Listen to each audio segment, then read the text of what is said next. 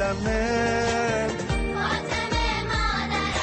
ذوالقعده رسید، ماهی که عبدالرضا هلالی برای روز نخستش که میلاد حضرت فاطمه معصومه سلام الله علیها و روز دختر است این گونه سروده: دختر عفیف آروم شکوهش معلومه، کافیه که بدونی که بوده حضرت معصوم. و 10 روز بعد ولادت ولی نعمت ایرانیان حضرت امام رضا علیه السلام است.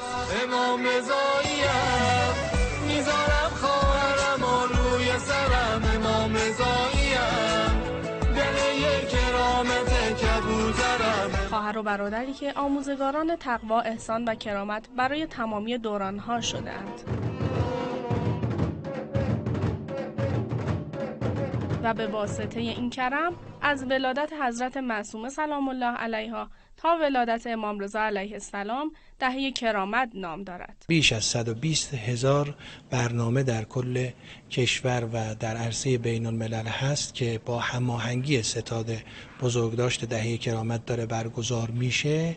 امیدواریم منجر به یک جریان بزرگ فرهنگی در کشور بشه. یک برنامه ویژه که اجتماع بزرگ دختران هستش، دختران فاطمی رو داریم در میدان امام که در حریم حرم مطهر هست. امشب شهر قم به یمن میلاد حضرت معصومه سلام الله علیها گلباران و چراغانی است و جشن‌های دهه کرامت از آنجا آغاز می شود و پس از 10 روز در حرم امام رضا علیه السلام به پایان می رسد. زهرا حسینی سرشت، خبرگزاری صدا و سیما.